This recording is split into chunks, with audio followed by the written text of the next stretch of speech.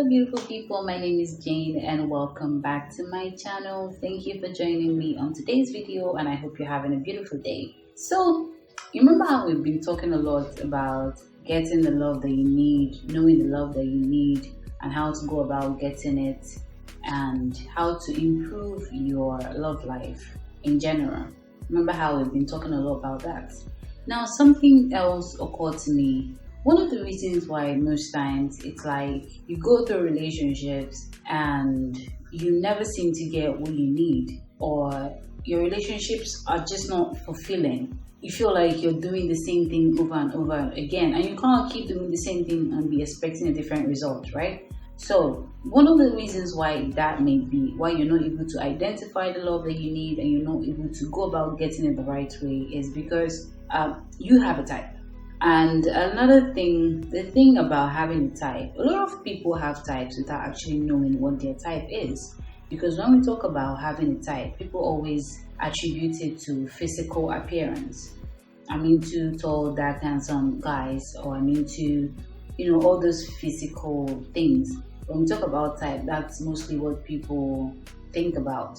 But sometimes your type is more character-wise, more behavioral than physical, and that's where there is work. That's where you really need to look at what you have been doing and in your relationships and how to go about changing. Knowing your type will go a long way in helping you be more conscious when you're falling in love, knowing the reason why you fall for the people that you fall for and what you expect from them, and knowing if the person that you're falling for would be able to give you what you want, the kind of love that you want or what you want when it comes to relationships. So that's a very important thing, and that's what we're going to be discussing in this video.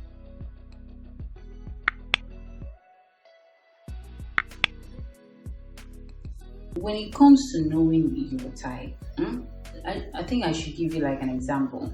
I know somebody that believes that she does not have a type, and I also believe that she didn't have a type because all the guys that she has dated, they didn't have anything in common. I know most of the guys that she's dated, and they didn't really have anything in common. So it's believed that she doesn't have a type.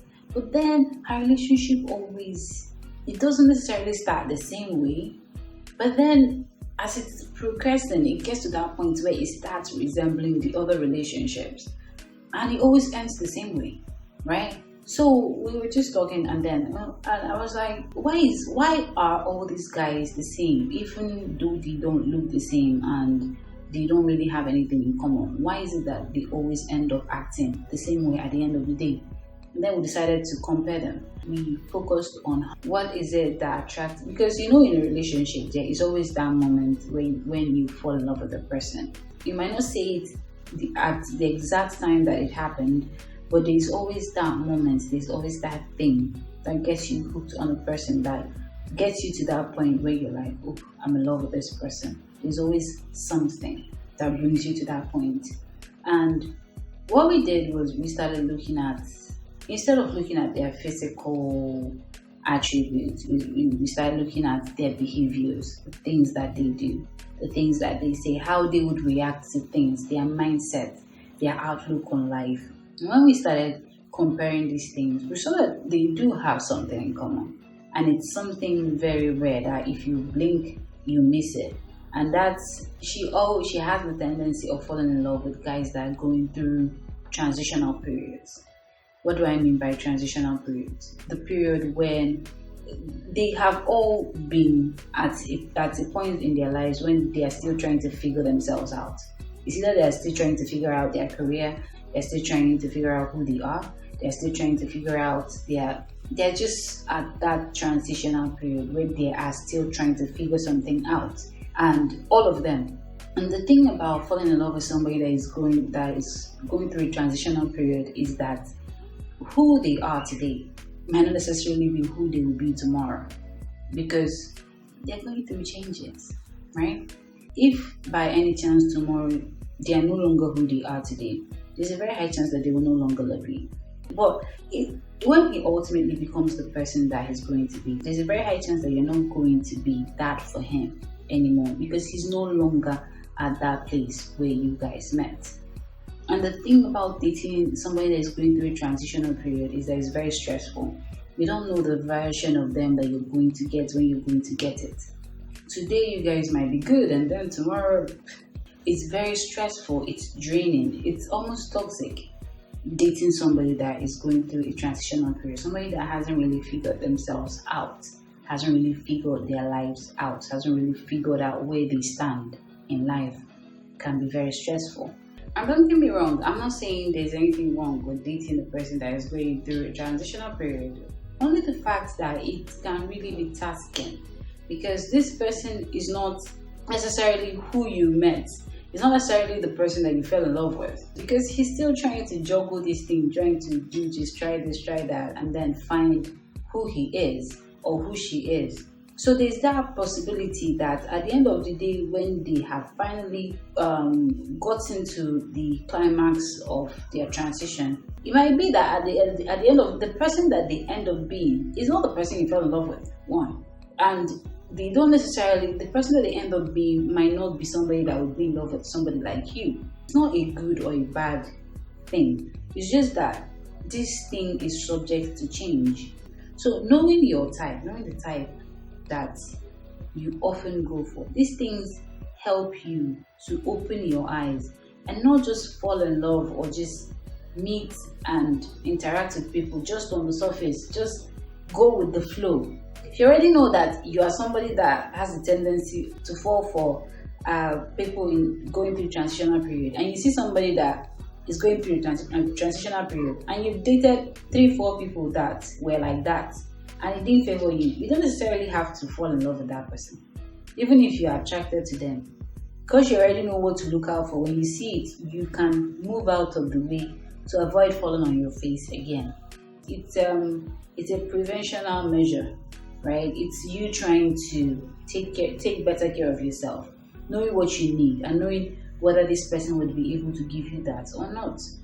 So know your type, and when you think about type, don't think just physical, or just know what it is that you normally look for when you go into relationships. And if that's what you've always looked for, ask yourself, what kind of people do you look for it in? And have you ever been able to get it?